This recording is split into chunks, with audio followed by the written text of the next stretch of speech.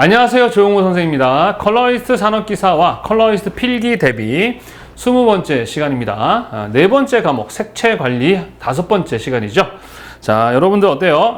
점점 힘들어지시고 이제 어때요? 양도 많다 보니까 조금 지치기도 많이 하시죠. 이제 얼마 남지 않았습니다. 힘을 내시고요. 포기하지 마시고 선생님이랑 열심히 준비하시면 좋은 결과 있을 겁니다. 자, 우리가 전 시간 이어서 조명에 관련한 공부를 좀 할 건데요.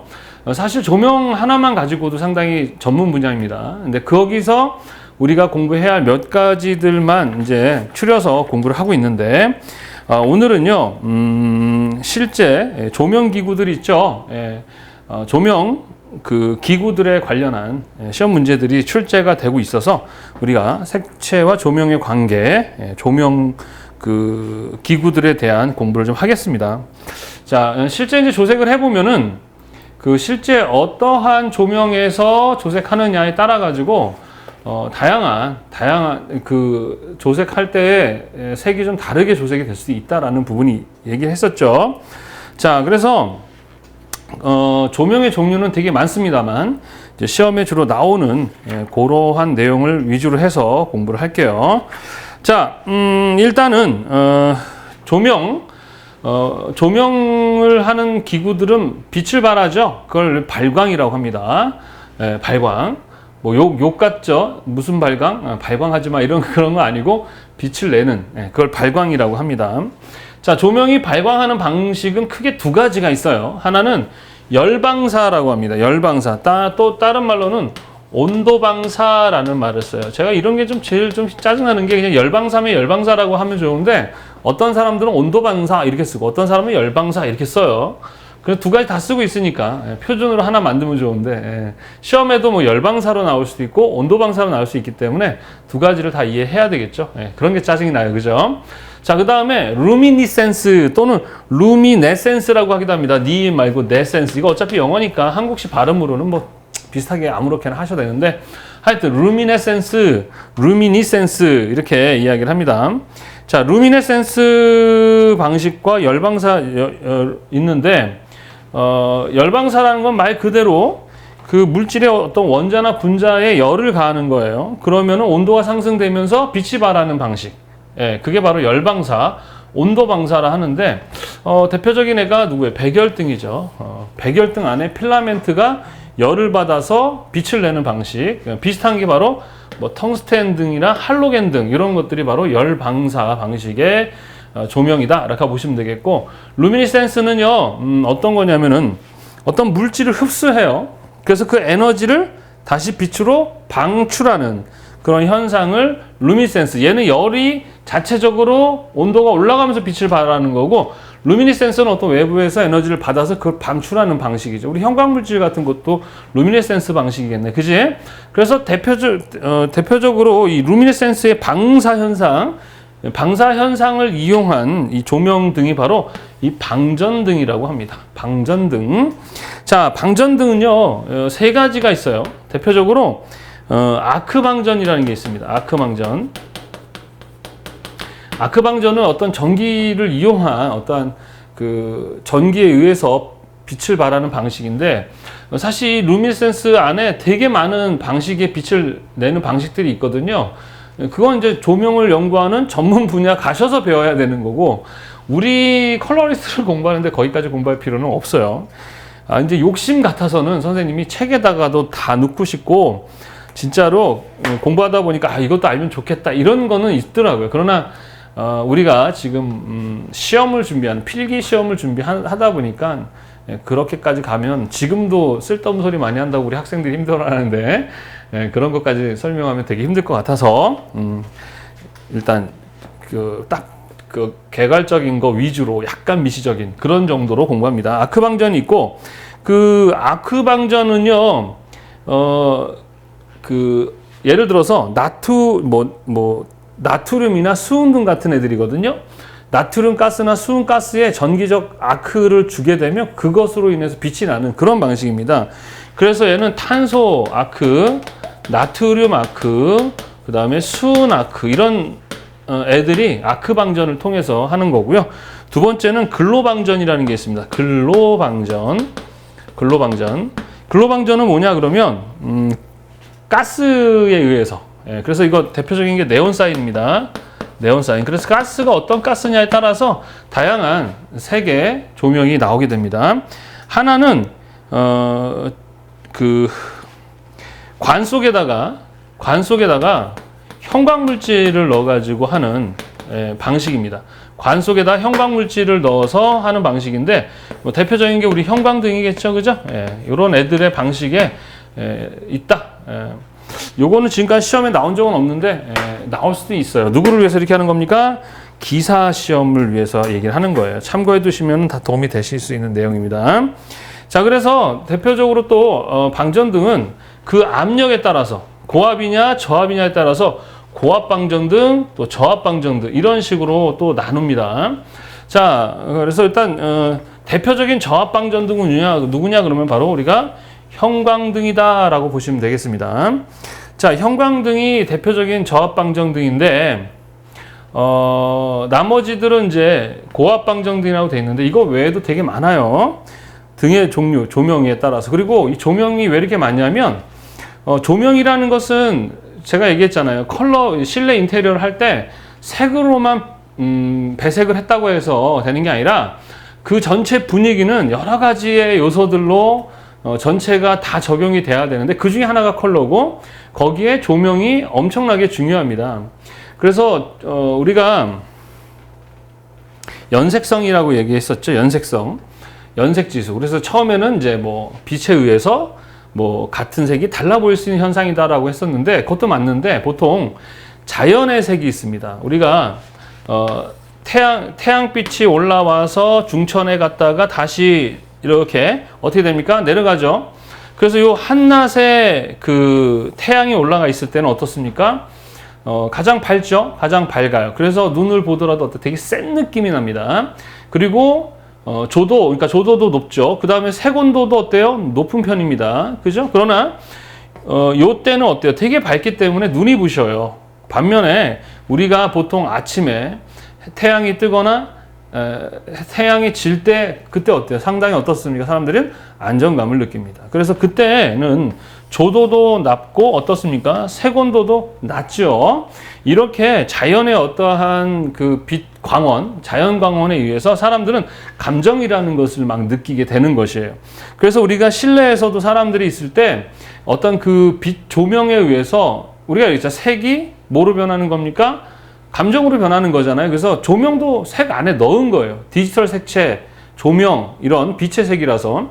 그래서 우리가 배색만 잘한다는 게 아니라 이 조명의 어떤 색과의 관계를 잘 이해해야 색을 더욱더 그 감정에 맞게 사용할 수 있다라고 얘기했었습니다.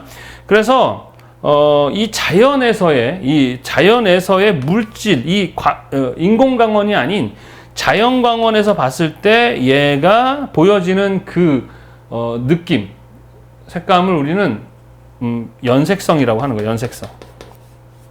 연색성. 우리 교재에도 나와 있죠. 우리 예전에 연색성에 대한 이야기 했었습니다. 그죠?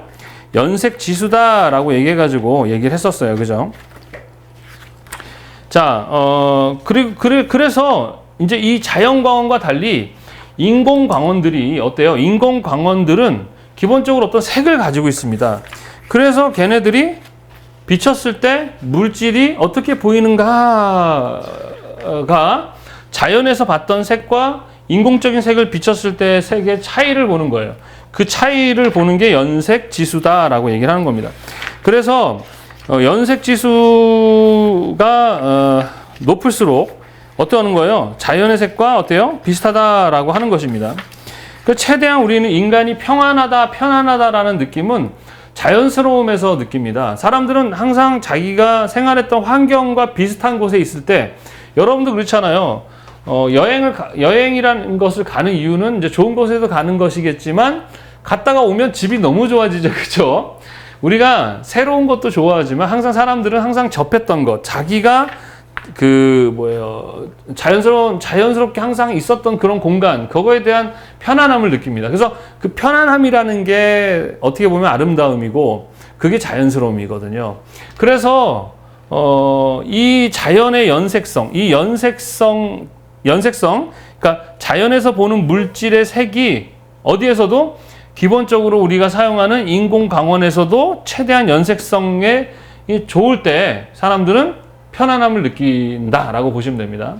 그래서 보통 보면 연색성이 이 형광등보다는 자, 기본적으로 우리 백열등 같이 약간 노란빛이 나는 그런 애들이 훨씬 더 연색성이 좋아요. 왜 그러냐면 아닌데요, 형광등인데, 근데 형광등은 약간 푸른빛이 돌거든요. 근데 실제 여러분들이 형광등을 보면 푸른빛이 안 돌아요. 거의 백색처럼 보이는데 왜 그러냐면 우리나라는 형광등을 많이 쓰기 때문에 형광등에서 적응이 돼서 그래요. 실제로는 외국 같은 경우는 형광등을 거의 안 써요. 대부분이 노란빛이 나는 그런 백열등 종류의 것들을 씁니다. 그래서 우리가 음식 진열하거나 뭐 과일, 고기 같은 거 진열할 때 보면 백열등 같은 노란빛이 나는 애들로 진열하는 이유는 더욱더 신선한 느낌이 나고 맛있고 이런 채도가 높고 이런 느낌이 나는 것은 바로 연색성이 좋기 때문에 그런 거예요, 사실은. 그래서 우리나라에서는 형광등을 많이 쓰다 보니까 형광등이 이게 실제 자연의 색과 비슷한 연색성이 좋은 색처럼 보이지만 사실은 형광등은 어떻습니까? 연색성이 별로 좋지가 않습니다. 네, 실제로는. 그래서 보통은 어떤 애들 백열등 그쪽이 연색성이 좋아요. 그러니까 연색성이라는 거, 그래서 그걸 우리 연색지수라고 하고요. 자, 교재도 우리 204페이지에 우리 광원의 연색성 평가 방법이라고 해서 KSC 0075에 보면 그 연색지수, 연색성을 평가하는 방법에 대한 내용이 나옵니다. 8가지의 샘플색이라는 게 있는데 거기에 이렇게 8가지, 9가지, 8가지거든요. 그래서 그 모양을 갖다 대보고 그 빛의 분위기랑 가장 비슷한 애들을 찾아보는 거예요.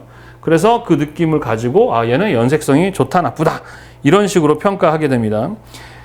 그래서 그 자연의 색에서 보여지는 물질색과 우리가 인공광원에서 보는 물질색을 비교해서 최대한 자연의 색에서 보여진 물질의 색과 비슷하게 보여질 때 뭐가 좋다? 연색성이 좋다라고 얘기를 하는 겁니다.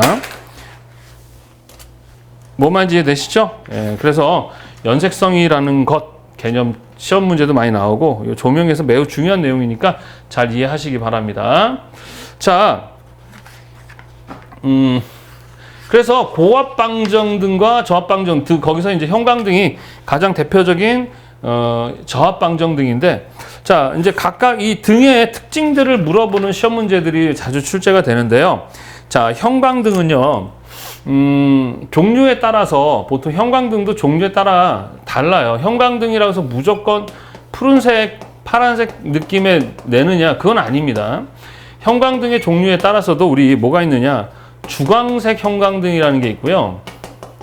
그 다음에 주백색 형광등이라는 게 있고, 그 다음에 전구색이라는 형광등이 있습니다. 전구색 그 형광등은 온백색이라고 얘기도 합니다. 이 세 가지의 형광등이 있어요. 그래서 우리 전 시간에 색온도 배울 때 이 선생님 형광등 이야기할 때 뭐 KS 표준 광원의 A 안에도 보면은 뭐 형광등이 들어가는 말들이 나오죠, 그죠? 그게 왜 그러냐 그러면은 주광색, 주백색, 전구색 이렇게 그 형광등도 다르게 색을 나타낼 수 있어요. 주광색은 보통 6000 켈빈, 그러니까 6000에서 6500 켈빈 정도의 색온도를 가지는, 그래서 거의 뭐 흰색에 가까운 그런 조명이고, 주백색은요 보통 한 4000에서 4500K, 4500 켈빈을 갖는 주백색. 그 다음 전구색은요 한 뭐 3000 켈빈 정도. 그러니까 얘네들은 어떻겠습니까? 약간 노란 느낌이 나는 그런 전구색의 형광등도 있다. 그래서 우리 전 시간에도 이렇게 똑같은 형광등인데도 주광색이냐 주백색이냐 전구색이냐에 따라서 이렇게 색온도를 가질 수 있다는 거 잘 기억해 두시기 바랍니다. 자, 형광등은 마찬가지로 관이죠, 관 안에다가 수은과 아르곤 가스를 넣어가지고 형광도료를 이렇게 칠해 놓은 다음에 아크 방전을 이용해서 그 형광 물질에 의해서 빛이 나는, 그래서 보통은 푸른기가 있고 그 다음에 차가운 느낌을 주죠. 그래서 외국에서는 보통 이렇게 집안에서는 편안한 느낌을 가지려고 우리나라처럼 이렇게 형광등보다는 약간 난색 계열의 등을 많이 사용한 다음에 어떤 부분마다 이렇게 형광등 같은 걸 써서 이렇게 좀 느낌을 살리지, 우리나라처럼 이렇게 형광등을 많이 사용하지는 않는다고 하더라고요. 자, 여하튼 그래서 조명의 어떤 성격에 따라서 그때그때 필요할 때마다 사용하면 되는 거겠죠. 그죠? 자, 그리고 수명이 길고 그리고 램프를 교체하기 아주 편리하다라는 특징을 갖습니다. 이런 특징을 잘 외워두세요. 그래서 이런 특징에 맞는 등은 하고 시험 문제 가끔 나오니까 잘 기억해 두시기 바랍니다. 자, 그 다음에 수은등이죠. 수은등. 자, 수은등. 수은등은요, 말 그대로 수은 가스, 수은 증기 속에다가 아크 방전에 의해서 전기를 흘려가지고 아크 방전을 일으켜가지고 거기서 나오는 색인데, 얘는 푸른색을 보통 기준으로 낸다고 돼 있는데, 얘도 마찬가지 형광등 우리 일반적으로는 푸른색을 낸다라고 알고 있는데, 형광등처럼 수은등도요, 그 안에 이제 우리가 고압 방전등인데 여기는 세 가지가 있습니다. 수은등도 저압이 있고, 그 다음에 고압이 있고, 그 다음에 초고압이 있습니다. 저압은요 0.01에서 그 다음에 0.1 정도 기압 정도 되는 그런 수은등이고, 두 번째는 고압 같은 경우는 1기압에서 이상, 1기압 이상, 그 다음 초고압은 10기압 이상입니다. 네, 요 정도에 따라서 이렇게 달라지는데, 우리가 보통 이야기하는 애는요 초고압입니다. 초고압. 요 저압 같은 경우는 보통 살균에 많이 사용을 한다고 합니다. 요 빛 자체가 살균에 많이 사용하고, 그 다음에 우리가 여기 말하는 고압은 이게 얘죠. 얘 초고압이 아닌 얘입니다. 그래서 우리가 일반적으로 얘기하는 수은등은 바로 1기압 고압입니다.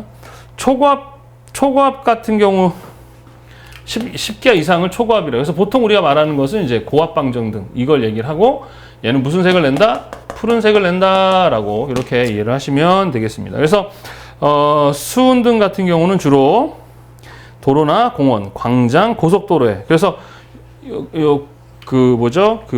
주로 공원이나 광장, 도로에다 내는 애는요 이 초고압입니다. 초고압. 예. 하여튼 이런 등이에요. 자, 그 다음에 메탈 할라이드 등입니다. 메탈 할라이드 등. 자, 메탈 할라이드 등은요, 수은 앰프에다가 금속 할로겐 화합물을 첨가하여 만들어서 사용하는 고압 수은등입니다. 자, 이 수은등은, 메탈 할라이드 등은 어때요? 뭐가 높아요? 연색성이 높습니다. 연색성. 우리 아까 얘기했죠? 연색성이 뭐예요? 자연에서 보는 물질의 색과 얘로 볼 때 물질색이 비슷하다라는 겁니다. 메탈 할라이드 등도 푸른 빛을 냅니다. 푸른 빛을 내고, 수은등도 어떻습니까? 수은등도 푸른 빛. 일단 푸른 빛으로 기억하세요. 네. 그 다음에 형광등도 일반적으로 이제 푸른 빛을 대표합니다. 뭐 따라 다를 수 있지만, 자, 메탈 할라이드 등은 푸른 빛. 그래서 연색성이 좀 높은 편이고요. 푸른 빛을 내고 눈부심이 일단 적어요. 다른 것에 비해서 어때요? 눈부심이 적기 때문에 야간에 운동장에 이렇게 비치는 그 조명으로 많이 사용되고 있습니다. 하여튼 효율이 되게 좋고요. 효율도 좋고 소비 전력이 싸요. 그러니까 전기값이 쌉니다. 전기세가. 그리고 설치도 쉽다. 그런 특징 때문에 야간에 운동장 조명으로도 많이 사용하고 있습니다.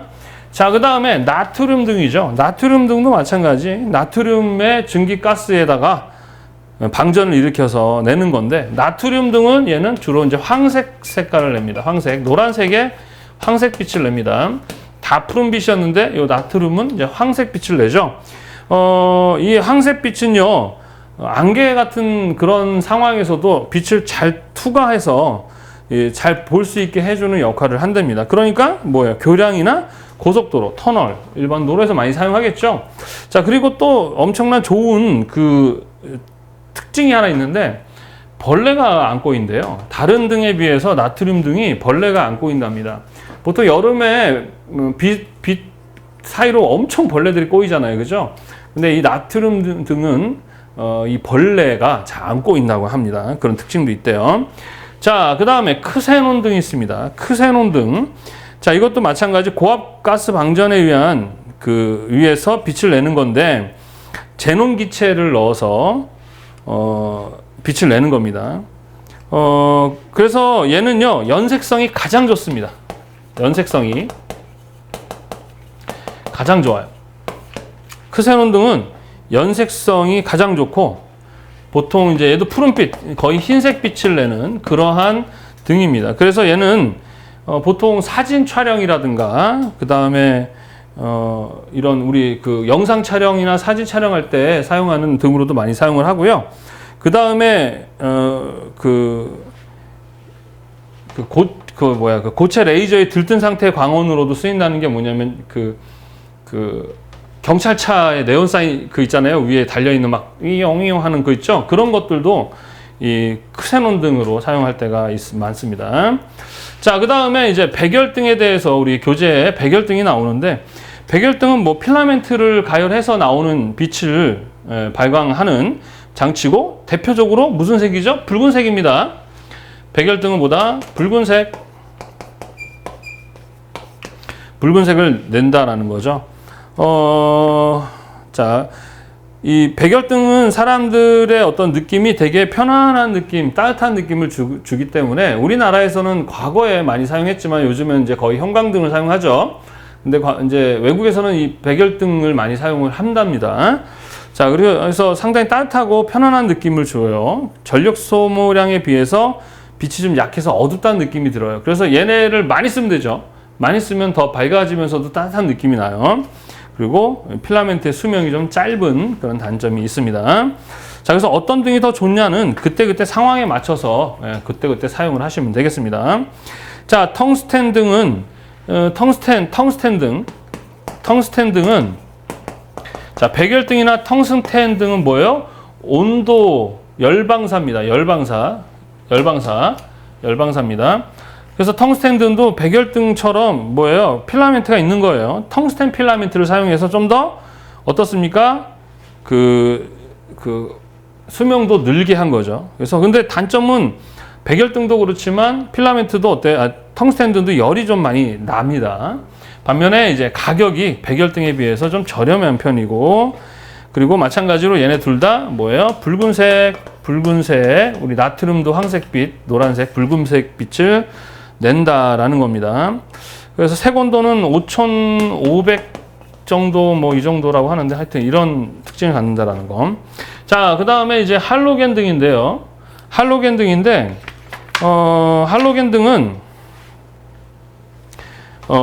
텅스텐 필라멘트 안에 필라멘트 자체가 빨리 소모하는 걸 방지하기 위해서 화합물을 넣어서 전구 안에다 질소와 같은 불활성 가스와 미량의 요오드, 브롬, 요소 등을 같이 넣어서 효율성을 높인 게 바로 할로겐입니다. 할로겐 등, 그러니까 백열 등의 필라멘트를 텅스텐으로 바꾼 거고, 텅스텐 필라멘트의 효율을 높이기 위해서 한 게 할로겐. 그래서 얘네들은 다 뭐다? 열방사 방식이다. 그래서 마찬가지로 붉은색을 띈다라는 거. 그리고 할로겐 등 보면 어떠한 작품 같은 거를 비치거나 하는 그런 포인트를 비치는 역할로 많이 사용을 하죠. 그죠? 그래서 하이라이트, 악센트 조명으로 많이 사용을 합니다. 할로겐 등을 많이 써요. 그래서 이렇게 벽에다가 간접 조명으로도 많이 쓰기도 하고 하는데, 이런 특징을 갖는다는 거. 자, 그 다음 최근에는 LED 등이라는 게 있습니다. LED 등은요, 조명 안에 하나하나 하나하나마다 빛을 내는 그런 방식이거든요. 그래서 우리 LED 모니터도 있지 않습니까? 그죠?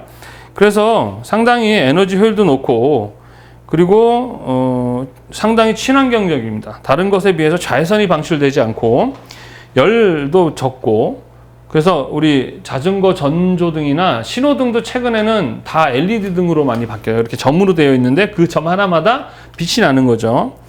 그리고 형광등이나 일반 전구에 비해서는 약간 비싸다라는 거. 그래서 자외선에 민감한 문화재나 예술작품, 열조사를 꺼리는 물건의 조명에 적합히 많이 사용한다라는 거. 이런 특징들을 알고 계시면 되겠습니다. 자, 이렇게 해서 시험 문제는 여기서 나온다는 거. 선생님 설명한 이 조명의 종류. 참, 우리 참 별거 다 공부해요. 그죠? 근데 이거는 조명을 공부하시는 분들한테는 뭐 거의 기초적인 수준에 불과합니다.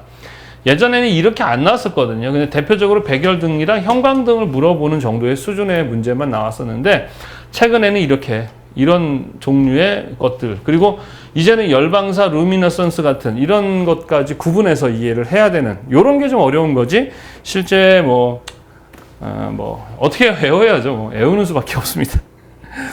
자, 그 다음에 이제, 유관 검색이라는 것이 나옵니다. 유관 검색.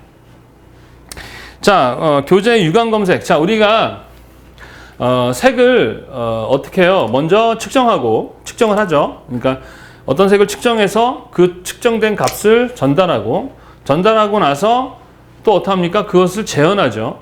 다시 재현한 색이 맞는지 안 맞는지를 뭐예요? 검색하는 거. 이런 과정이 있다고 그랬었어요. 그래서 측색하고 조색하고 검색하는 이 세 가지가 있는데, 어떻게 하는 방법이 있다 그랬죠? 눈으로 보고 직접 하는 유관 측색, 유관 조색, 유관 검색이 있고, 기계를 이용해서 하는 뭐 측색기로 측정하고 CCM으로 자동 그 조색 장치를 이용하는 방법, 이런 게 있죠. 근데 일단은 유관으로 하는 측색, 조색, 검색은 동일한 상황에서 해야 된다라고 했었습니다. 조색은 A라는 장소에서 했는데, 측색은 뭐 기계로 측색도 유관 측색을 하는데 B라는 장소에서 하고, 또 재현은 C라는 장소에서 하게 되면 그 장소마다의 어떤 상황들 있지 않습니까? 이것에 의해서 어떻게 해요? 달라지고 오차가 발생할 수밖에 없습니다. 자, 그거는 여러분들이 나중에 실기를 해보시면 알아요. 같은 장소인데도 저쪽에서 조색을 해가지고 가져와서 여기서 보면 달라 보입니다. 뭐 달라 보인다 해서 완전히 색상이 다르고 명도가 다르고 채도가 다른 게 아니라 약간씩의 차이를 볼 수가 있습니다. 이유는 여러 가지가 있을 수 있어요. 자, 일단 이 유관 조색과 검색을 할 때, 그러니까 유관 검색은 유관 측색, 유관 조색 다 똑같다 보시면 돼요. 그냥 그 상황에서 하시면 됩니다. 그래서 제일 좋은 것은 라이트박스라 그래가지고 이 표준을 정해놓은 박스가 있습니다. 조명부터 해가지고. 그래서 그 박스를 이용해서 내가 거기서 조색하고 측색하고 검색을 하면 되는데, 그런 제품이 좀 고가이면서도 잘 사용하지 않죠. 시험 볼 때도 뭐 그 장비를 이용해서 하는 게 아니죠. 그래서 생각보다 오차를 크게 줍니다. 그래서 여러분들이 조금만 이 실습을 잘 하시면 어때요? 다 합격할 수 있어요. 그래서 웬만하면은 환경이 다 다르기 때문에 측색기를 활용하는 것이 좋습니다. 또 근데 측색기를 활용한다고 그게 다 맞느냐? 또 그렇지는 않습니다. 또 색이 변색돼서 바뀌기 때문에 측색기와 이제 경험을 통해서 이렇게 검색을 잘해야 돼요. 근데 일반적으로 검색할 때 이제 우리나라에서도 이 검색에 관련해서 KSA 0065 있죠. 거기에 가시면 유관 검색 시의 조건이라는 게 있습니다. 이것도 좀 바뀌어요. 원래 C강원도 있었거든요. 이 C강원. 근데 사용하지 않는다 그러죠. C강원이 없어요. 우리나라도 D65랑 D50 이 두 가지에 관련해서 KSA 0065에서 정하고 있다라는 거, 좀 바뀌었다는 거.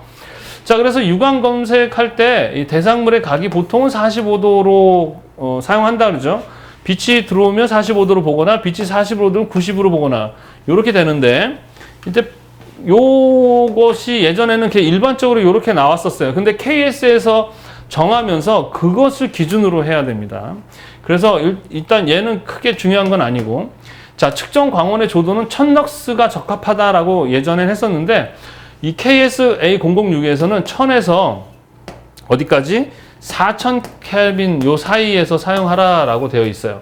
특히 어두운 조건에서는 4000 켈빈, 어두운 면에서는 4000 켈빈. 보통은 1000럭스가 적합한데 그 이상으로도 사용이 가능합니다. 1000에서 4000 사이로 되어 있고, 측정 시 표준 광원은 보통은 D65를 많이 사용을 합니다.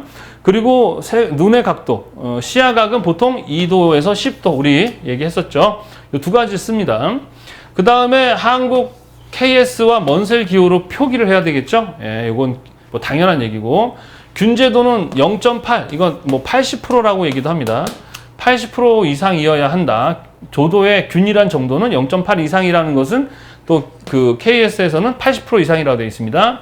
자, 유관검색 적합한 작업면 크기는 보통은 가로 30, 세로 40 정도의 크기 면을 이용해. 그래서 그 크기 면에 라이트 박스가 만들어져 있어요. 자, 관측면 바닥에 검색되는 무채색 N5, 그 다음에 주요한 게 N7. N5라는 거는 이제 명도로 측정했을 때 뭐 45에서 50 정도 되겠죠? 얘는 뭐 한 70이나 60 정도 되겠습니다. 요 정도 환경에서 해야 되고, 자, 라이트 박스 같은 걸 이용해서 관측하는 것이 좋다라고 돼 있죠. 관측면 바닥은 어때야 돼? 바닥은 무광택, 무채색이어야 됩니다. 보통 50 정도? N5? 네, N5 요 정도 똑같이 나오죠. 요거죠. N5 정도.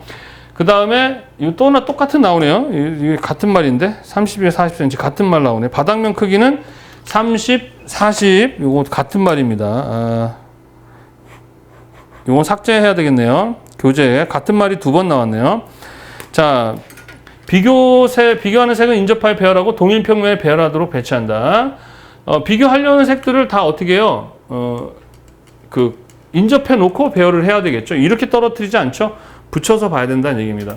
이러한 조건들을 정해져 있습니다. 그래서 이것을 기본으로 해서 여러분들이 유관, 측색, 조색, 검색을 하시면 되겠어요. 유관 조색도 똑같아요. 이 조건입니다. 왜? 같은 환경, 같은 데서 보고 측색하고 해야 오차가 줄겠죠. 자, 그 외에 이 조색과 검색에 가장 최적화된 나이대가 있습니다. 그건 뭐냐? 20대. 그것도 남성보다는 여성. 그래서 20대 젊은 여성이 조색하고 검색하는데 유리하다. 왜 그럴까요? 피지컬이 여성이 남성에 비해서 훨씬 더 섬세합니다. 피지컬적으로. 그리고 또 선생님처럼 나이를 먹으면 이 시각적인 어떤 그 기능이 떨어져요. 그래서 가장 이제 시각적인 어떤 피지컬적으로 가장 좋은 그 나이대가 20대 초반에, 그리고 여성이 유리하다. 그렇다고 해서 그 사람들만 잘한다는 건 아닙니다. 선생님은 이제 연륜이 있고 경험이 있기 때문에 이 어떤 피지컬적인 것을 극복할 수 있겠죠. 그러나 20대 젊은 여성이 좀 더 유리하다라는 거. 그리고 그 외에 뭐 선명한 어떤 비비드한 그런 유채색의 옷을 입거나 하시면 안 돼요. 그러니까 실제로 선생님 조색할 때도 이 손톱 같은 데도 유채색으로 이렇게 비비드한 그런 선명한 그런 그걸 칠하지 못하게 합니다. 그런 것들이 미묘하게 영향을 줍니다. 그리고 그 외에도 뭐 여러 가지 해야 할 내용들이 있습니다. 아주 당연한 내용들입니다. 그래서 참고하시고 넘어가시면 되겠습니다. 자, 이렇게 해가지고요, 우리가 색채와 조명 파트에 대해서 우리가 공부를 마무리합니다. 조명이라는 건 되게 중요하죠. 색과는 뗄 수 없는 관계에 있습니다. 그래서 기본적으로 우리가 표준 광원에 대한 이야기를 했었어요. 그죠? 표준 광원. 빛에 대해서도 표준을 정해서 사용을 하자라는 것이죠. 자, 표준 광원은 뭘 근거로? 색온도로 A, B, C, D 해서 나눴고, 색온도는 그 흑체의 온도를 이야기한다 했었습니다. 그래서 색온도에마다 이제 어떠한 인공 광원은 어떤지에 대한 연결해서 배웠고, 그 다음에 그 조명을 하는 방법에 대해서 직접, 간접, 반간접, 방지접, 전반 확산 이렇게 배웠고, 실제 조명 장치들, 그죠? 예, 그래서 뭐 형광등부터 백열등부터 해서 다양한 것들 배웠고, 그 다음에 유관 검색 시에 우리가 이제 어떠한 기준에 의해서 해야 되는가까지 공부를 했습니다. 이렇게 해서 자, 우리가 관리를 하는 데 있어서 두 가지가 있다 해서 빛의 색에 대한 관리, 그 다음 물체색에 대한 관리. 그래서 빛의 색에서는 대표적으로 두 가지가 있다 했었죠. 조명이 있다 했었고, 하나는 디지털 색채가 있다라고 했었습니다. 그래서 이제 우리 디지털 색채라는 부분을 공부를 해보겠습니다. 자, 디지털 색채라는 것은 쉽게 얘기하면 그냥 우리 가장 많이 쓰는 게 바로 컴퓨터라고 생각하시면 됩니다. 일반적으로 우리가 뭐 염색, 옷이라든가 어떤 물질에다 색을 직접 사용을 하지 않습니까? 그죠? 네, 직접 사용을 해요. 그런데 이 디지털 색채는 직접 하는 게 아니라 어떤 장치를 통해서 볼 수밖에 없습니다. 디바이스라고 했었죠. 장치. 예, 그래서 컴퓨터 장치 같은 그러한 장치들에 의해서 어떻게 해요? 볼 수밖에 없습니다. 그래서 우리는 그걸 디바이스 장치라고 합니다. 장치가 있어야만 어떻게 색을 구현할 수 있는 거예요. 자, 그래서 우리가 디지털 색채는 이제 디지털이라는 신호에 의해서 색을 표현하는 거기 때문에 이제 디지털 색채라고 하는 거죠. 자, 그래서 기본적으로 아주 쉽게 생각하시면 돼요. 이렇게 생각하시면 됩니다. 디지털과 이제 이야기하려면 뭘 얘기해야 되냐면 아날로그라는 걸 이야기를 해야 되는데, 디지털은 컴퓨터라고 생각하시면 돼요. 컴퓨터. 자, 뭐냐? 컴퓨터는 기계죠. 기계. 자, 우리가 사람들이 쓰는 말, 우리가 이제 어떤 쓰는 말이 있죠. 그런데 기계들끼리 선생님이 컴퓨터한테 우리 한국말로 한다고 말을 알아먹는 게 아니고요. 컴퓨터는 컴퓨터 애들끼리, 기계들끼리 쓰는 자기들만의 언어가 있어요. 기계어라고 하는데 서로 정보를 주고받는 그 신호 있죠, 신호를 디지털 신호로 사용을 합니다. 그래서 그 디지털을 이용한 장치들, 기계들이 이제 컴퓨터, 모니터, TV, 프린터, 휴대폰, PDA, DMB, 모바일 등등등등 엄청나게 많죠. 과거에는 다 아날로그 방식이었거든요. 이 아날로그라는 건 뭐냐면 기본적으로 좀 옛날 것 같은 느낌이 나잖아요. 아날로그는요, 디지털과 달리, 디지털은 기계이기 때문에 사람들이 쓰는 언어와 달리 아주 명확해야 돼요. 아주 명확해야 됩니다. 사람들은 말을 쓸 때 어때요? 명확하지가 않아요. 상당히 이렇게 여러 가지의 느낌을 다양한 방법으로 표현을 하죠. 그런 반면에 컴퓨터나 이런 기계들은 사람들처럼 대화를 할 수가 없어요. 걔네들은 yes 또는 no 이 두 가지 가지고만 얘기를 해야 돼요. 이럴 때는 이렇게 해, 저럴 때는 저렇게 해 라는 명령을 주고 신호를 줘야만 움직일 수 있는 게 기계거든요. 그래서 디지털이라는 것은 기본적으로 0과 1을 수치로 데이터 처리했다. 쉽게 얘기하면 yes, no라고 생각하시면 됩니다. 이 0과 1이라는 수치, 0은 yes, no, yes와 no 이 수치로 yes, no 이렇게 명확하게 명확한 신호를 줘야만 기계들은 작동하기 때문에 얘네들의 어떤 이걸 뭐라고 하냐면은 디지털 신호라고 합니다. 신호 체계가 바로 얘는 이런 식으로 0과 1이라는 수치로 하게 되고, 아날로그는요, 연속적인 어떠한 신호, 시그널로 처리를 합니다. 자, 아날로그 방식의 우리 이제 예전에 테이프 생각을 해볼까요? 비디오 테이프 있었죠? 우리 나이 어리신 분들은 모르는 분도 있을 텐데, 비디오 테이프 안에 보면은 필름이 있어요. 그 필름에 영상의 신호가 그 안에 다 입력이 됐죠. 그래가지고 걔를 가지고 카피를 하게 되면 요 신호가 전달이 될 때 신호가 흐려져요. 전달하는 신호가 흐려집니다. 그래서 몇 번씩 복사하게 되면 어떻게 됩니까? 신호가 흐려져서 나중에는 되게 품질이 되게 떨어집니다. 반면에 디지털은요, 그런 신호가 아니라 수치화되어 있기 때문에 우리 매트릭스 보면은 그 컴퓨터가 기계들이 지배하는 세상을 표현할 때 01000010 이렇게 막 해야 뒤에 화면에 나오는 그런 장면들 있잖아요. 그것처럼 이런 수치화되어 있어요. 우리가 컴퓨터 화면에서는 우리가 보고 싶은 화면으로 보이지만 실제 그 컴퓨터 기계는 그것을 0과 1의 숫자로 표현하고 있는 거예요. 그걸 단지 우리의 눈으로 화면을 볼 수 있는 거지 실제 쓰고 있는 건 01입니다. 01000001. 그래서 얘네들은 복사를 하더라도 그 숫자로 복사가 되기 때문에 음질이나 화질이 그렇게 많이 깨지진 않아요. 근데 물론 최근에는 이렇게 복사하면서 그 안에 있는 그 프로그램에서 어떤 게 깨지거나 망가져서 변질되기도 한다는 얘기는 있지만 아날로그에 비해서 명확하게 정보가 전달되는 그런 특징을 갖습니다.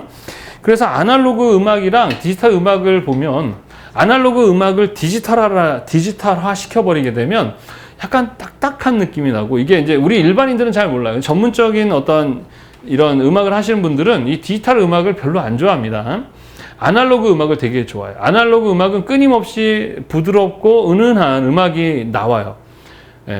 그래서 상당히 편안한 느낌을 준다면 그 아날로그 음악을 다시 디지털화로 만들어 버리게 되면 약간 딱딱한 느낌이 난다고 합니다. 저는 잘 모르겠는데 그렇대요. 자, 그래서 이 아날로그라는 것은 아주 연속적인 자료, 신호를 줘서 이렇게 좀 인간적인 부분이에요. 부드러운 느낌이 나는 그러한 신호를 줘서 하는 방식이고, 디지털 방식은 기계에서 사용되는 그러한 그 처리를 해야 되기 때문에 이 디지털화된 신호, 바로 0과 1 수치로 데이터를 처리한다. 이렇게 아시면 되겠습니다. 자, 뭐 어렵지 않죠, 그죠? 그래서 가끔 이 디지털을 물어보는 시험과 아날로그를 물어보는 시험이 가끔 출제가 되고 있으니까 개념을 잘 이해하시기 바랍니다요. 어렵습니까? 어렵지 않죠? 그래서 디지털 색채는 뭐야? 이 색을 이런 수치로, 디지털 신호로 표현한다라는 게 바로 뭐가 되는 겁니까? 디지털 색채가 되는 겁니다. 자, 우리 교재에 이제 디지털 색채를 표현하는 데 있어서 기본적인 단위는 비트입니다. 비트. 비트라는 것은 1비트는 뭐냐? 아까 얘기했던 0과 1이라는 신호, 신호를 나타내는 최소 단위를 1비트라 그래요. 0과 1이라는 그 최소의 단위를 표시하는 것을 비트라고 얘기합니다. 그래서 뭐 두 개의 수를 써서 이진법, 이진수를 사용한다라 얘기도 하죠. 그죠? 자, 그래서 이 비트를 통해서 색을 표현을 하는데, 자, 마찬가지로 색을 표현하기 위해서 우리가 장치가 필요하죠. 보통 이제 입력 장치, 출력 장치 있는데, 특히 출력 장치에서 이 비트와 관련 있는 건 뭡니까? 모니터입니다. 모니터예요, 모니터. 그래서 우리 모니터를 이야기할 때 보면은 보통 화질이라는 거, 해상도라는 말도 있고, 그 다음에 화질이라는 말도 있거든요. 우리 이제 다음 시간에 출력 장치 배울 때 좀 더 자세하게, 이 모니터에 관련한 시험 문제도 요즘 많이 나와요. 예전에는 그냥 LCD냐, CRT냐, LED냐, 뭐 이 정도만 나왔었거든요. 근데 요즘에는 모니터뿐만 아니라 이제 요즘에 해상도 관련해서도 예전에는 그냥 PPI만 나왔는데, 요즘엔 실제 우리가 막 그 사용하고 있는 뭐 유튜브나 이런 데서 사용하는 그런 그 화질이나 이런 것들을 다루는 그런 문제들이 출제가 되고 있어요. 그래서 그런 게 좀 어렵다 느끼는 건데 다음 시간에 좀 자세히 알아보도록 하겠습니다. 그래서 해상도, 화질 이런 것들과 연결되는데, 자, 여하튼 간에 기계예요. 디지털로 뭐 하는 거죠? 색을 표현하는 방식이죠. 우리는 뭐로 합니까? 물감이나 색료 가지고 하잖아요. 그죠? 그런데 장치인 기계에는 걔네들이 쓰는 언어가 있죠. 그죠? 그 기계어로, 바로 디지털 언어, 그거로 색을 걔네들은 표현을 합니다. 그래서 색을 표현할 때도 마찬가지 1비트가 0과 1이에요. 그래서 검정과 흰색을 표현하는 것이 바로 1비트입니다.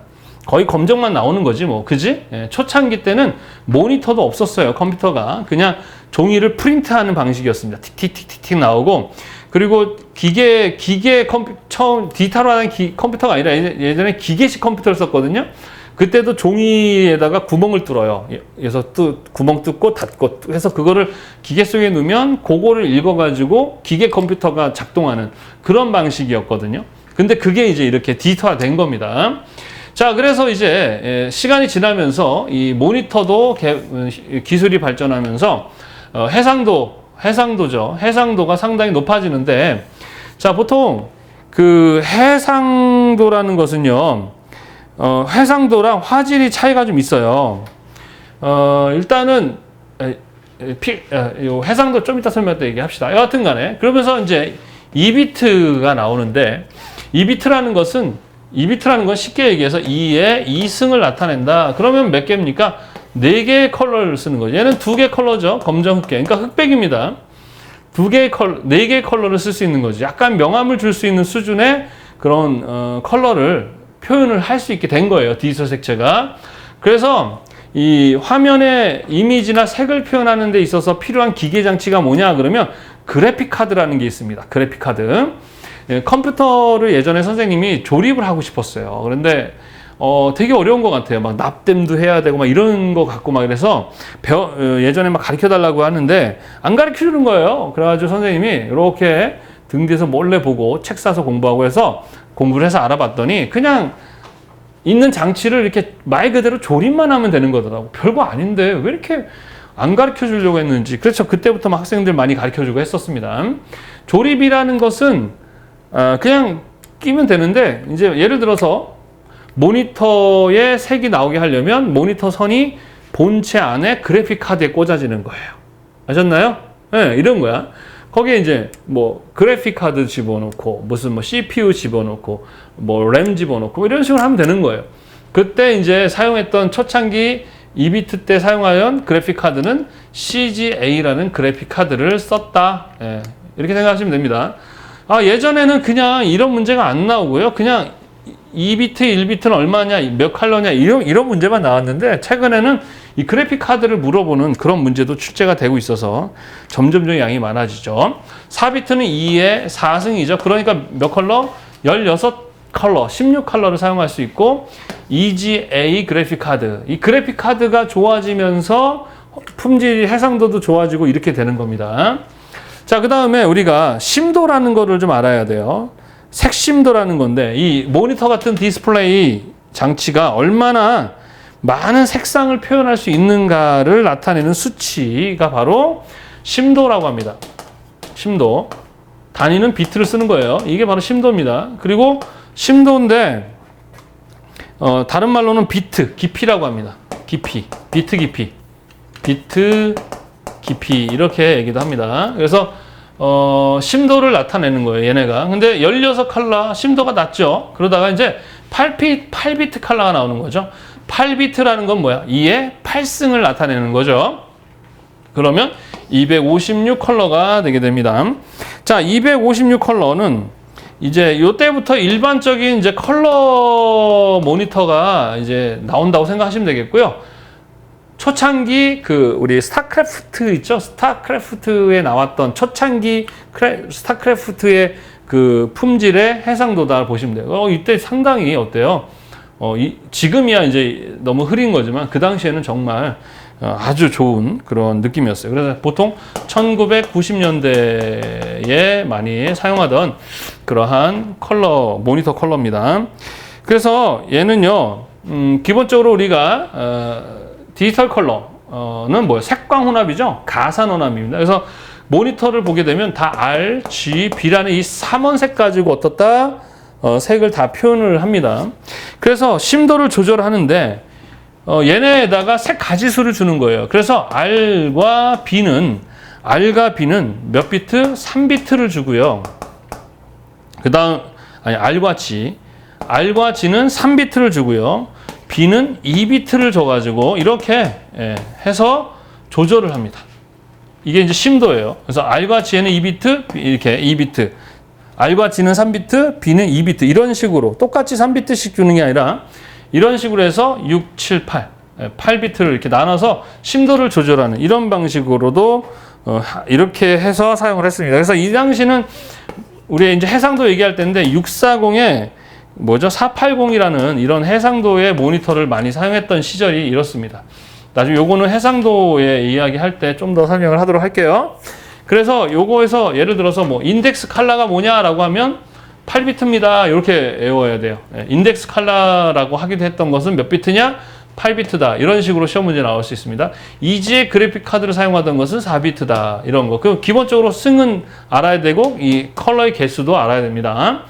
자, 그 다음에 이제 16비트는 2의 16승이죠. 65,000 컬러인데 이걸 뭐라고 하느냐? 하이 컬러라고 합니다. 무슨 컬러? 하이 컬러. 이것도 물어봐요. 하이 컬러라고 하면서 65,000 컬러는 뭐냐? 16비트다. 이렇게 나오니까 이것도 알아야 됩니다. 자, 얘 같은 경우는 R과 B를 5비트로 해놓고 그 다음에 G를 그 다음에 6비트로 나눠서 사용을 합니다. 이런 식으로 심도를 조절할 수 있어요.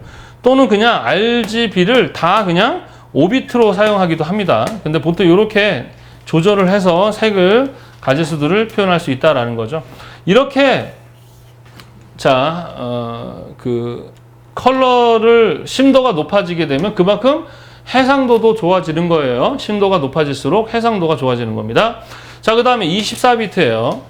자, 24비트는 2의 24승이에요. 그래서 1677만, 그래서 1600만 정도의 컬러를 표현할 수 있게 되죠. 그렇게 되면서 얘네들은 이제 기본적으로 RGB를 다 8비트로 하는 거. RGB를 8비트니까 R에다가 몇 컬러예요? 8비트니까 256 컬러죠. 256. 얘도 256인데 0부터 하여튼 0부터 시작합니다. 요렇게 해서 표현한 게 바로 그 24비트. 그리고 무슨 컬러라고 한다? 트루 컬러라고 한다. 그래서 인덱스 컬러는 8비트, 하이 컬러는 16비트, 트루 컬러는 24비트. 요거 시험 문제 나오고요. 8비트는 몇 컬러냐? 16비트는 몇 컬러냐? 24비트는 몇 컬러냐? 이걸 물어보는 시험 문제가 나옵니다. 자, 이 외에도 32비트가 또 있어요. 32비트. 자, 32비트 같은 경우 얘는 24비트에다가 그러니까 기존의 24비트에다가 얘다가 투명값 8비트를 더 추가한 것입니다. 그래서 우리가 많이 쓰고 있는 건 요 24비트를 많이 쓰고 최근에 이제 32비트까지도 쓰는 사람들이 많아지면서 64비트라는 것도 있고 128비트라는 것도 있습니다. 64비트와 128비트는요, 잘 안 써요. 이거 전문가용입니다. 전문가용. 근데 이렇게 그 높은 비트 수가 높다고 해서 다 사용할 수 있는 게 아니라 그만큼 컴퓨터 장치도 되게 좋아야 합니다. 그래픽 카드가 좋다고 해서 그래픽 카드에 이런 것이 좋다고 해서 모니터가 해상도가 따라주지 않으면 표현이 안 되는 것이죠. 그래서 일단 있긴 있지만 전문가용이다 정도만 이해를 하시고요. 기본적으로 이 정도에서 출제가 되고 있다라는 것. 자, 그래서 이것과 함께 우리가 이제 이해를 해야 되는 게 이제 해상도라는 건데, 자, 해상도를 이야기하기 전에 이제 그 모니터 안에 점이 하나 있어요. 점.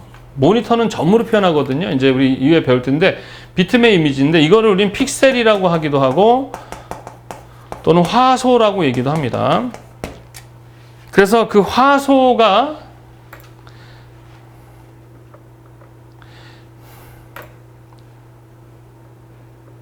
자, 해상도는 뭐냐?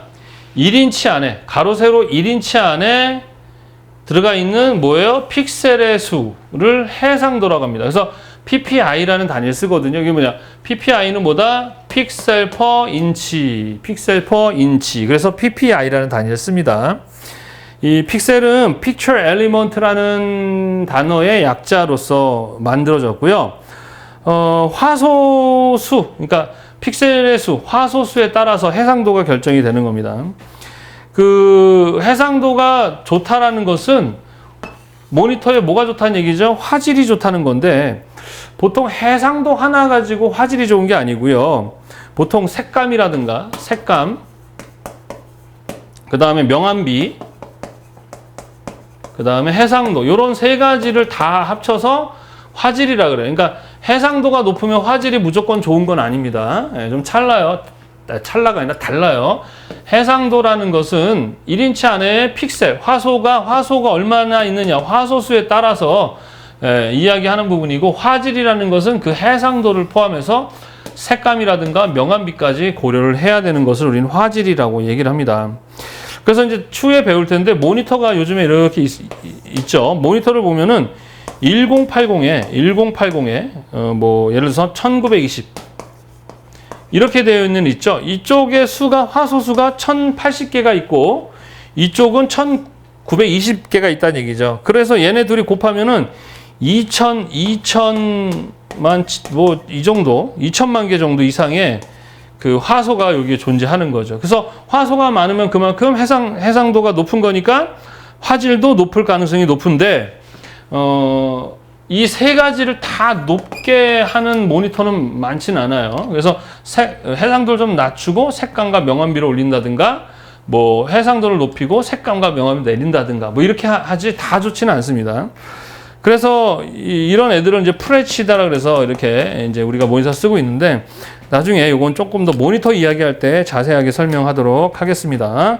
여하튼 해상도는 1인치 안에 가로 세로 1인치 안에 있는 픽셀, 화소의 수다라고 보시면 되겠고, 이것과 비슷한 게 도트 포인트라는 게 있거든요. 근데 얘도 마찬가지 그냥 픽셀로 보는 경우도 있는데 인쇄해서 나오는, 프린트해서 나오는, 인쇄해서 나오는 걔네들도 점으로 되어 있어요. 실제로 우리가 병치호나 배웠었죠. 색이 혼색되는 게 아니라 점으로 되어 있는 게 멀리서 보면서 혼색되어 보이는 그런 것을 우리가 병치, 베졸드인데 걔들이 점 하나를 우리는 뭐라고 한다? 도트 포인트 이렇게 얘기를 합니다. 자, 이해되시죠? 그죠? 자, 그래서 우리가 색채 체계에 대한 공부를 했었어요. 그죠? 색채 체계. 그래서 뭐 혼색계, 현색계 해가지고 배웠는데 디지털 색채 안에도 마찬가지 색체계가 있습니다. 표준색이 있단 말입니다.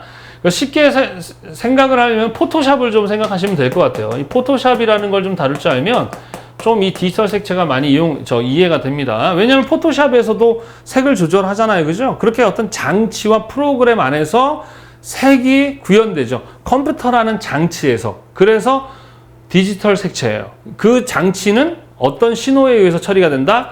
디지털 신호에 의해서 처리가 돼요. 그래서 어떤 소리나 음향이나 모양이나 이미지나 색이나 다 뭐로 표현이 된다? 디지털 신호로 표현이 돼요. 그래서 디지털 신호로 구현되는 색을 우리는 디지털 색채라고 얘기를 하고, 그 다음에 그 프로그램 중에 포토샵이 대표적인 디지털 색채를 다루는 프로그램입니다. 그래서 색채 체계는 우리가 배웠던 현색계, 혼색계처럼 그 표준색인데 그것을 그대로 사용합니다. 우리가 기존에 배웠었던 그 색채 체계를 디지털에서 사용을 하죠. 그래서 디지털 색채의 가장 기본은 뭐다?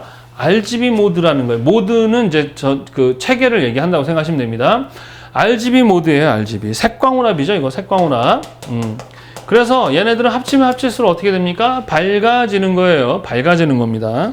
그래서 일반적으로 얘는요, 이제 아까 우리 R, G, B 모드가 있었죠. 얘네들을 우리가 기본적으로 24비트 많이 사용한다고 했었잖아요. 그죠? 그래서 24비트는 요 R에다가 256개, 256색깔. 그래서 0부터 255. 얘도 마찬가지 0부터 255. 얘도 0부터 255의 심도를 가지고 표현하는 그런 방식입니다. 자, 그래서 이것을 가지고 이제 어떤 문제들이 많이 나오냐면, 여기를 표기를 어떻게 하냐면요. 가로치고 0, 0, 0 이렇게 표기를 합니다. 0, 0, 0이라는 건 뭐야? R도 0이고 B도 0이고 얘도 0이다는 얘기죠. 그래서 색의 수가 없다는 얘기야. 그러면 우리 색광훈합은 어때요? 합치면 합칠수록 밝아지는 거니까 수치가 높아질수록 밝아져야 되죠. 없으니까 이거는 검정색이 되는 거예요. 자, 그 다음에 반대로 255, 255, 255를 사용하게 되면 다 밝죠? 그럼 흰색이 된다. 이렇게 보시면 되겠습니다. 자, 그 다음에 중간 정도 128 되게 되면 회색이 되죠. 이렇게 무채색이 이렇게 표현이 되고요. 그 다음에 255, 그 다음에 0, 0일 때는 어떤 색이냐. 이거는 우리가 기존에 배웠던 것으로 하면 돼요. 이건 R이다, 이건 G다, 이건 B다 이렇게 보시면 돼요. 그러면은 뭐예요? R만 있으니까 이건 레드가 되는 거지. 얘만 있으면 G, 얘만 있으면 B가 되는 거죠. 자, 다른 걸 한번 예를 들어볼게요.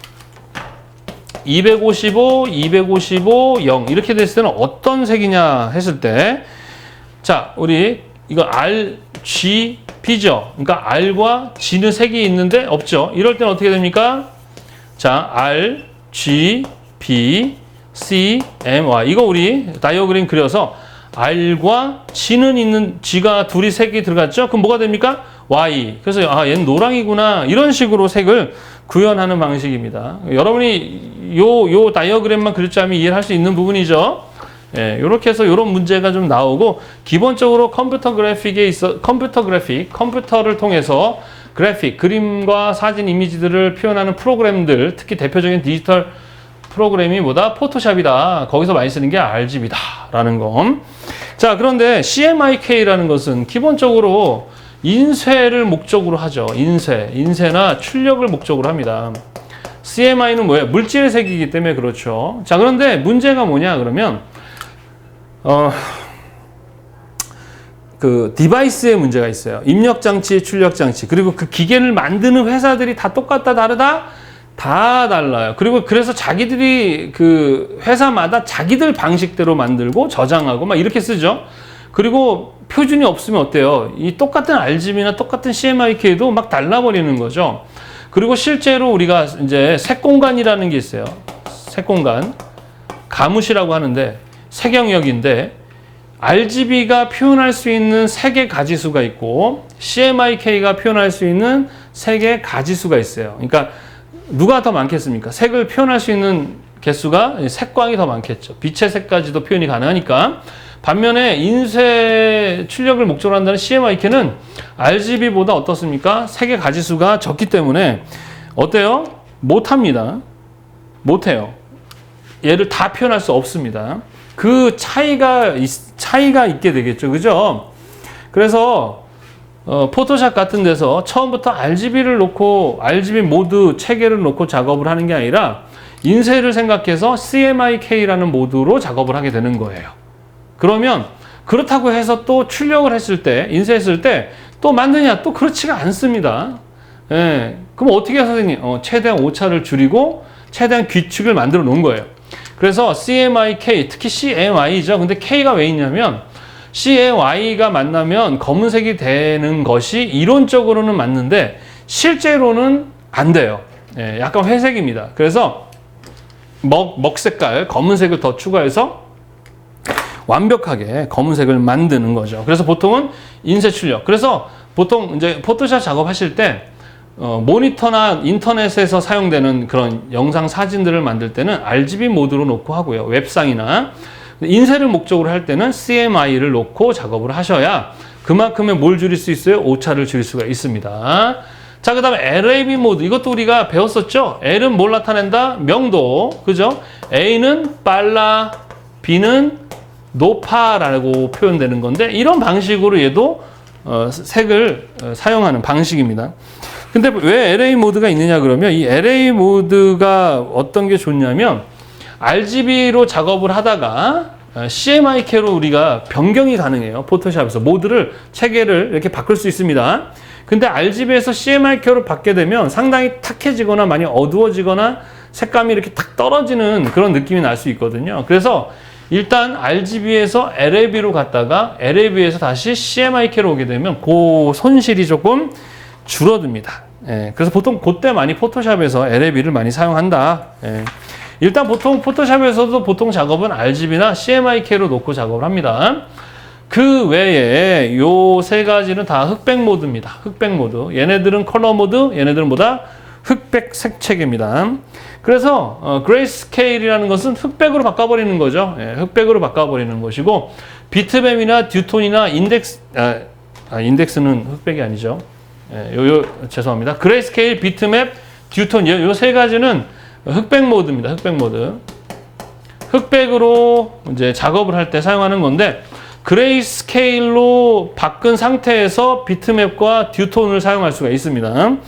비트맵이라는 것은 흑백을요 검은색과 흰색 점으로 표현을 해서 비트맵이라는 그러니까 점으로 표현해서 이렇게 좀 이렇게 포토샵을 할 줄 아시면 쉽게 이해하는데 하여튼 점으로 검은색과 흰색으로만 표현해 주는 것이고 듀톤이라는 것은요 흑백인데 모노, 듀, 트리, 쿼드 이렇게 있잖아요. 그래서 듀톤 두 개라는 건데 그 흑백인데 컬러의 이미지를 넣을 수가 있습니다.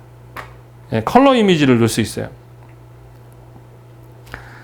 그래서 얘네 세 개는 흑백 모드다 이 정도 아시면 되겠고 자 인덱스 모드라는 것은요 우리가 보통 그 GIF라는 이제 저장 방식이 있거든요. 그 GIF를 보통으로 인덱스 모드라는 애를 사용합니다.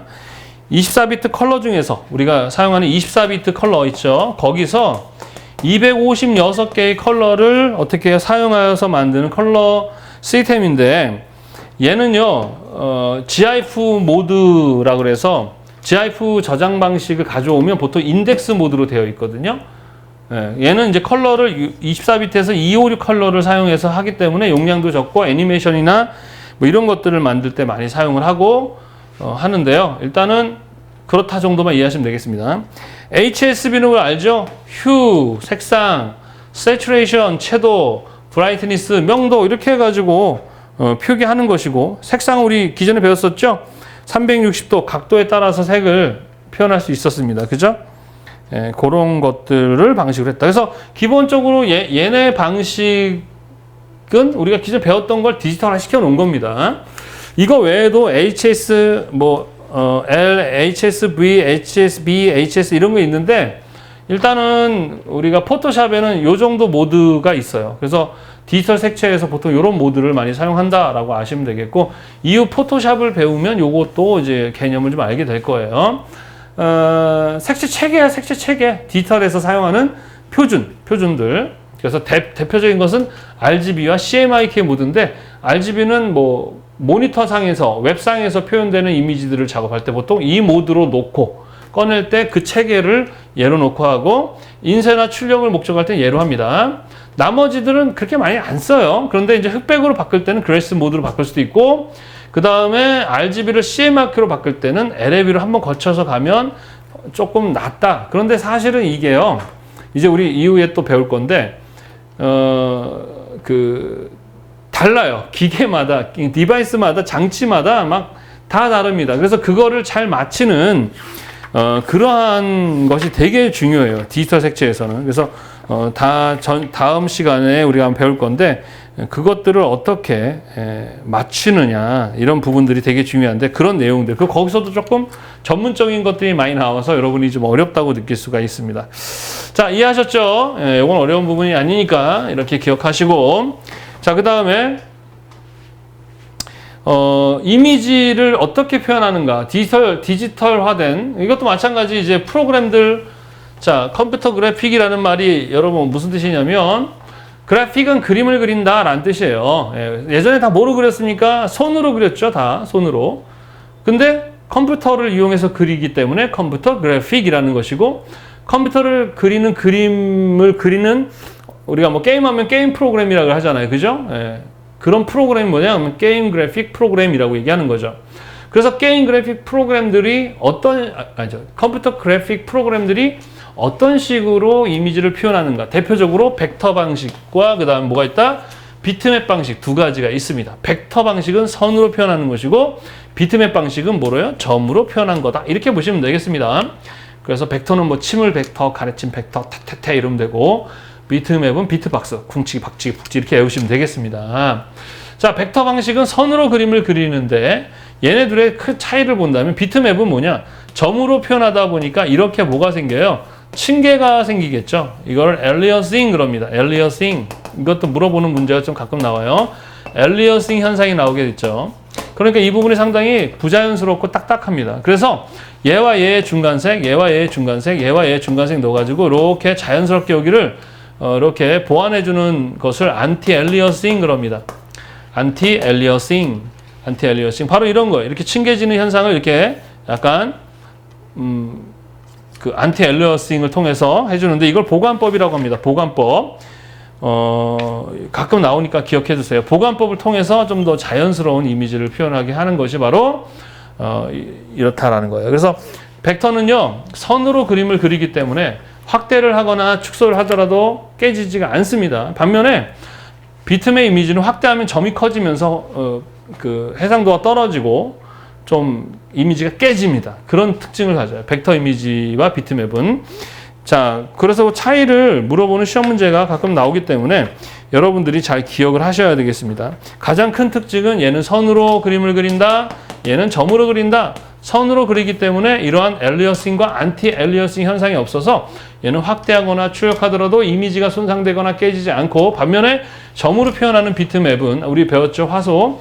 그것이 커지면서 점도 커지고 하면서 화질이 깨지거나 이미지가 깨지는 경우가 있다라는 거. 그래서 벡터 이미지의 대표적인 컴퓨터 그래픽 프로그램은 우리가 일러스트레이터고, 비트맵의 대표적인 프로그램은 포토샵이다. 그래서 벡터 이미지는 보통 그림을 그릴 때 많이 사용하고, 비트맵은 보통 사진이나 이미지를 보정할 때 많이 사용을 한다. 그 외에 벡터는 프리핸드, 코렐드로우, 캐드 같은 그런 프로그램도 있고, 그 다음에 페인트 프로샵이라는 것도 있습니다. 그래서 페인트 프로샵은 이제 회화 그림 그리고 할 때 쓰는 프로그램인데, 일단 대표적인 것은 일러스트레이션과 포토샵 두 가지가 있다라고 보시면 되겠습니다. 어렵지 않죠, 그죠? 이건 다 아는 내용이죠. 자, 그 다음에 이제 디지털 색채 저장 방식 뭐냐 그러면 우리가 물질은 칠해서 걔를 그냥 보관만 하면 되잖아요. 그러나 디지털 색채는 장치를 통해서 작업을 해야 되고 그 장치에서 작업한 걸 어떻게 해야 돼요? 버립니까? 어딘가에 보관을 해야 되잖아요. 그걸 보관하는 것, 바로 저장하는 거죠. 그 저장하는 방식이 있는데 그 저장하는 방식이 프로그램화되어 있죠. 디지털화된 언어를 통해서 나름 저장 방식을 만드는데 회사마다 다 다르고요. 초창기 땐 그랬어요. 회사마다 뭐 애플사, 아이뱀이 있고 애플이 있죠. 대표적으로 맥킨토시와 그 다음에 아이뱀 컴퓨터 이 두 가지가 대표적이에요. 그 외에도 되게 많아요. 되게 많습니다. 또 필요에 따라서는 어떤 뭐 컴퓨터를 영화용으로 만들고 막 그러는데 우리가 일반적으로 퍼스널 컴퓨터 대표적인 것은 아이뱀이 있고 맥킨토시가 있죠. 그죠?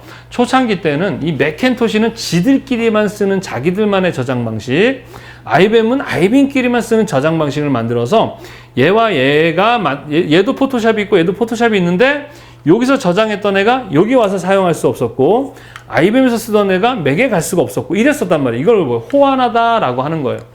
호환이 안 되면 어떻습니까?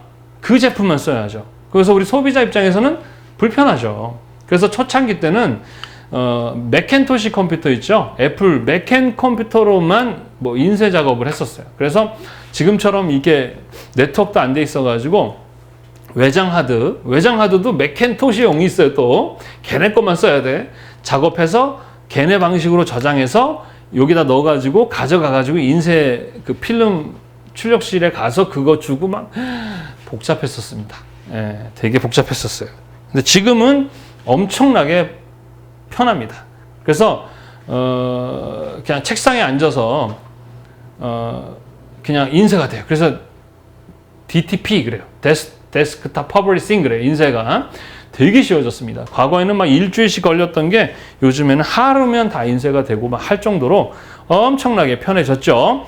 그래서 이제 저장 방식을 어떻게 해요? 통일화시킨 거예요. 야, 이제 이런 거, 그러니까 너네 썼던 거 그거 같이 쓰자. 너 썼던 거 하면서 정리를 막 하면서 대표적인 저장 방식들이 이제 보관하는 방식들이 만들어져 있어요. 그래서 시험 문제 나오는 애들이 보통 요 정도가 나오는데 이거 왜 더 있느냐 없느냐 있습니다. 그래서 여러분들이 포토샵 이제 배워야 되잖아요. 그죠? 포토샵에 가서 저장하는 세이브를 누르고 저장 방식을 딱 누르면 그 밑에 엄청 많은 저장 방식들이 있습니다. 근데 그걸 다 알 필요는 없고 시험에 자주 나오는 요 정도만 이해를 하시면 되겠어요. 일단 대표적으로 JPG를 많이 씁니다. 얘는 이제 사진이나 이미지, 비트맵 방식의 그런 자료들을 저장하는 데 많이 사용을 하는데요. 자, 얘는요, 어떤 특징을 갖냐면, 이제 컴퓨터도 마찬가지로 이 능력이 달라요. 그러니까 처리할 수 있는 처리 속도가 다릅니다. 그러니까 선생님이 200kg를 들 수가 없죠, 저는. 근데 어떤 사람은 200kg를 들을 수가 있는 것처럼 컴퓨터도 그런 능력이 있단 말입니다. 그런데 이제 작업을 했는데 작업이 200kg가 돼버리면 제가 그걸 감당을 할 수가 없잖아요. 그죠? 마찬가지로 컴퓨터의 어떠한 용량이나 이런 처리 능력에 따라서 작업한 애의 용량이 커버리면 저장을 할 수가 없거나 속도가 느리거나 합니다. 그래서 최대한 어떻게 해요? 작업했던 이미지를 압축을 해야 됩니다. 그래서 무손실 압축이라는 말이 있어요. 그러니까 작업했던 용량 그대로 저장을 하는 애를 무손실 압축이라고 하고, 압축 방식, 손실 압축이라고 합니다. 그러니까 압축은 하되 이미지나 해상도 이런 것들 화질이 떨어지는 손실 압축이 있는데 JPG는 손실 압축입니다. 이미지를 압축하되 이미지가 점점 용량이 적어지면 마찬가지로 화질이 좀 떨어지는 그러한 단점이 있어요. 그런데 보통 이 용량이 매우 작습니다. 매우 작은데도 비교적 화질이 좋은 편이에요. 그래서 얘를 주로 어디에 많이 쓰느냐? 웹상에서. 우리 인터넷 홈페이지에 사용되는 그 이미지를 JPG를 주로 많이 사용을 합니다. 이유는 화질이 나름 좋으면서 용량이 적거든요. 지금은 이제 인터넷 속도가 엄청 빨라져서 사실 용량 신경 안 써도 빠르게 이동할 수 있었지만 과거 초창기 때의 인터넷은 엄청 속도가 느렸기 때문에 이미지가 크면 속도가 되게 느려집니다. 그래서 최대한 용량이 적은 그런 이미지의 저장 방식을 써야 되기 때문에 JPG를 많이 사용했다, 이렇게 아시면 되겠습니다. 자, 그래서 웹상으로 많이 썼던 게 바로 또 GIF입니다. GIF. 얘도 마찬가지 JPG와 같은 특징을 갖거든요. 얘는 우리 아까 얘기했듯이 인덱스 컬러입니다. 인덱스 컬러 뭐예요? 24비트 안에서 256 컬러만 선택을 하다 보니까 용량이 적어요. 근데 특히 얘는 애니메이션. 우리 GIF 애니메이션 알죠? 애니메이션. 그 다음에 보통 JPG나 이런 애들은 투명한 그 베이스에 이미지를 넣으면 JPG를 저장하면 여기는 다 흰색 처리가 되거든요. 그런데 GIF는 여기가 투명하게 저장이 돼요. 그래서 요 이미지만 사용할 수 있게 해주는 그러한 장점이 있습니다. 그래가지고 JPG와 같은 특징을 가지면서 웹상에서 많이 사용합니다. 웹상에서. 그래서 보통 우리가 사용하는 인터넷상에 사용되는 이미지는 JPG나 GIF를 많이 사용하는데, GIF는 특히 애니메이션이나 이런 그 투명한 배경의 이미지를 웹상에서 많이 사용합니다. 근데 보통 많이 쓰는 건 JPG를 많이 사용한다는 것이죠. 자, 그 다음에 이제 나온 게 PNG입니다. PNG는 뭐냐 그러면 얘도 마찬가지 웹상에서 사용하는 목적으로 만들어졌는데, 문제는 왜 JPG는 뭐라? 압축을 하면 손실이 많이 일어난다 했었죠. 많이 압축할수록. 반면에 PNG는 JPG에 비해서 압축을 하더라도 이미지가 덜 깨져요. 네. 거기에다가 GIF가 가지고 있는 특징, 요 주변이 투명해지는 이 특징까지도 PNG가 가지고 있습니다. 그런데 문제는 뭐냐? 호환성에 문제가 있어요. JPG나 GIF는 웬만한 모든 어떤 장치나 기계나 환경에서 다 화면에 보여지고 사용되는데, PNG는 윈도우 운영체제에 따라서 보여지지 않는 경우가 있었어요. 과거에. 근데 지금은 거의 다 쓸 수 있습니다. 그래서 보통 요 세 개는 어디상에서? 웹상에서 많이 사용하는 이미지나 사진 등을 사용할 때 사용하고, 특징들은 얘는 얘 두 가지의 특징을 다 가진 겁니다. 자, 그 다음에 EPS인데, EPS의 가장 큰 특징은 분판이 된다는 거예요. 분판이 된다는 게 뭐냐면, 인쇄를 하려면 인쇄판을 만들어야 돼요. 그러니까 판을 만들어서 그 위에다 찍어야 되잖아요. 판에다 대고. 그럴 때 이미지를 인쇄에 필요한 네 가지 판을 만들려면 뭐야? CMYK라는 네 가지 판을 만들어야 되거든요. 그래서 C판, M판, Y판, K판 네 가지 판을 만들어야 되는데, 그 판을 만들려면 이미지를 C 이미지, M 이미지, Y 이미지, K 이미지 네 가지 이미지로 어떻게 해야 돼요? 분리해야 되는 거예요. 그래서 그 분리된 이미지를 판으로 만드는 거죠. 그래서 분판이 된다는 거예요. 그래서 여러분들이 실제 예전에 과거에 이제 인쇄를 하려면 최종본은 EPS로 저장을 해서 그거 가지고 가야 뭐로 만들어줘? 분판을 해준단 말입니다. 그게 가장 큰 특징입니다. 출판에 사도 인탄되는 거. 자, 하여튼 얘는 인쇄를 목적으로 사용하는데, EPS의 또 특징은 뭐냐면 벡터 이미지도 될 수 있고 비트맵 이미지도 될 수 있어요. 자, 저장 방식에 JPG, PNG, GIF 얘네들은 다 비트맵 방식, 얘네들 다 비트맵입니다. 벡터 방식이라는 거 우리 일러스트 있었죠? 벡터 방식의 대표적인 저장 방식은 AI입니다. AI는 어도비 일러스트레이터의 약자예요. 일러스트레이터라는 그 프로그램을 작업하면 저장할 때 AI로 저장하는데, 이거 벡터 방식입니다. 근데 이 EPS는 벡터로도 저장이 되고 또 비트맵으로도 저장이 돼요. 두 개 다 쓸 수 있는 그런 특징을 또 갖고 있는 게 EPS입니다. 자, 그 다음에 TIFF라는 게 있는데, 이게 이제 뭐냐 그러면, 이제 과거 초창기 때 맥킨토시는 맥만 쓸 수 있었어요. 그 다음에 IBM은 IBM만 쓸 수 있었단 말이죠. 지금은 다 돼요. 맥이나 IBM 이거 다 호환이 되는데, 과거엔 그랬죠. 그런데 초창기 때 최초로 그 두 가지 호환할 수 있도록 해주는 저장 방식이 뭐다? TIFF입니다. TIFF. 자, 그리고 상당히 이미지 손실이 없는 무손실 압축 방식이면서 상당히 그 화질이 좋은 편에 속하는 겁니다. 그래서 선생님도 TIFF를 이미지를 작업하면서 좀 손상 없이 저장할 때는 이제 많이 TIFF를 사용하기도 합니다. 자, 그 다음에 PDF인데요. 이 PDF는요, 문서를 저장하는 문서 파일이라고 생각하시면 돼요. 이제 뭐가 문제냐면, 여러분들이, 예를 들어서, 포토샵은 이제 또 우리 저장하게 되면 원본이 PSD라고 합니다. PSD. 저장 방식이 PSD는 포토샵에 작업했던 그 작업의 원본으로 저장을 하는 거거든요. 근데 내가 A라는 컴퓨터에서 작업을 한 다음에 B라는 컴퓨터에 가서 작업할 수도 있잖아. 그러면 내가 거기 A라는 컴퓨터에서 썼던 폰트가 있어요. 그게 그 컴퓨터에는 있었는데 B라는 컴퓨터로 가져가서 쓰게 되면 이 폰트가 없잖아요. 그러면 내가 작업했던 이미지 폰트가 다 바뀌어버려요. 무슨 말인지 아시겠죠? 그래서 그걸 보완하는 방법이 뭐냐. 어떤 컴퓨터든 어디서든 작업을 하더라도 내가 작업했던 이미지와 폰트가 그대로 유지하게 하는 방법을 연구했는데 그게 바로 이 PDF입니다. PDF. 그래서 어도비사가 우리 포토샵의 일러스트를 만든 어도비사가 처음에는 개발을 했어요. 근데 너무 좋은 거야 이게. 그래가지고 ISO 국제표준에서 2008년에 이거 국제 문서 표준으로 이제 문서를 주고 받을 때 쓰는 국제적인 표준은 뭐로 하겠다? PDF로 하겠다라고 정해버렸어요. 그래서 국제적으로 어떤 문서를 서로 나눌 때 우리 한글 파일 보내면 안 돼요. 안 되죠. 한글 파일은 우리나라만 있는 거잖아. 근데 미국에서 만약에 내 한글 파일로 보내면 그 사람들이 그 내 파일을 볼 수가 없는 거죠. 그래서 국제적으로 서로 나누는 문서 파일로는 PDF로 하자라고 정한 거예요. 그래서 되게 좋습니다. 뭐 암호를 걸 수도 있고요. 그리고 텍스트나 이미지가 손상이 되지 않습니다. 되게 좋아요.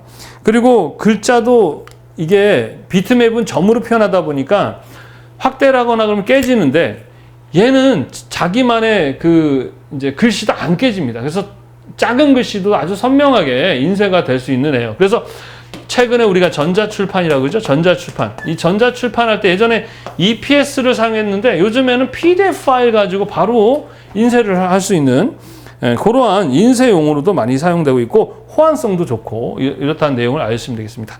RAW는요, 이게 보통 우리 사진 있죠?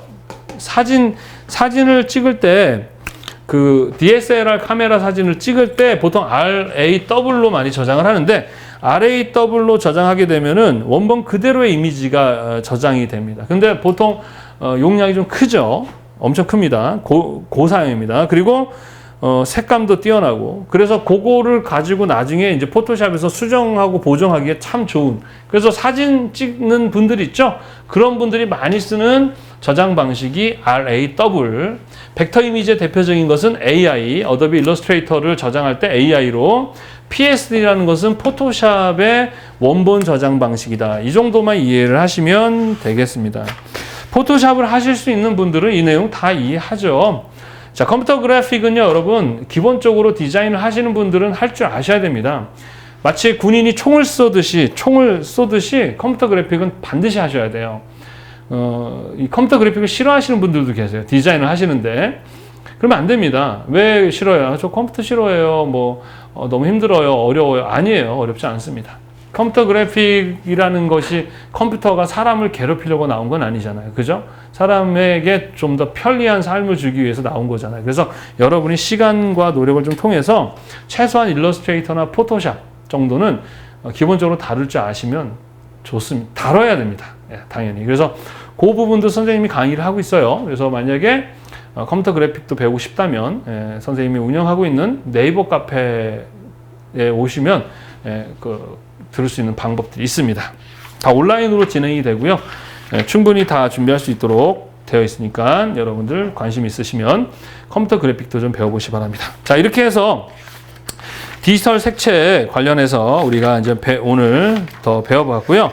다음 시간에는 이제 우리가 기본적으로 이제 컴퓨터가 대표적인 디지털 하면 컴퓨터라고 했었죠. 그래서 그 컴퓨터의 입력 장치부터 해서 여러 가지 장치와 그리고 그 다양한 디바이스들이 장치들이 어떻게 서로 호환하고 사용하고 그런 어떤 오차를 줄이고 하는 이런 내용들에 대해서 우리가 알아보고, 그리고 이제 조색 관련한 조색 방법에 대해서 우리가 알아보는데, 조색에서는 이제 두 가지 유관 조색과 그 다음에 기계를 이용한 게 있다 했었죠. 예. 유관 조색은 우리 오늘 배웠던 기본적인 유관 검색과 동일하고요. CCM이라는 기계 장치를 배우는데 그건 반드시 시험 문제 나옵니다. 그리고 색채 품질 관리라는 파트가 이제 요즘에 시험에 기사 같은 경우는 보통 한 3, 4문제가 나오는데 KS 에 있는 내용들이 나옵니다. 그래서 그런 것까지 마무리하면 또 색채 관리도 마무리가 되겠죠. 자, 여하튼 색채 관리는 좀 어렵다고 사람들이 느끼고 실제 문제에서도 너무 미시적인 것들이 나와서 공부를 안 하면 꽈락이 날 수 있는 아주 그러한 과목이기도 하지만 선생님 강의 잘 듣고 항상 파트가 끝나면 어떻게 하라고 했었습니까? 예, 이론서를 보고 어떻게 해라? 암기해야 된다라고 했었습니다. 그죠? 자, 그냥 방법이 없어요. 해보셔야 합니다. 자, 하여튼 오늘도 재미없는 강의 듣느라 너무 고생 많이 하셨고요. 이제 벌써 우리가 20강입니다. 20강. 반을 넘어서 이제 끝을 달려가고 있어요. 힘들죠? 또 마음도 예전 같지 않을 거예요, 아마. 그런데 성실하자 했었습니다. 성실함이란 열심히 하는 게 아니에요. 포기하지 않는 것입니다. 자, 하여튼 힘을 내시고 그리고 60점 맞으면 합격이니까 어려운 거 아니에요. 힘내서 끝까지 최선을 다해 주시기 바랍니다. 자, 다음 시간에도 건강한 모습으로 뵙겠습니다. 수고하셨습니다.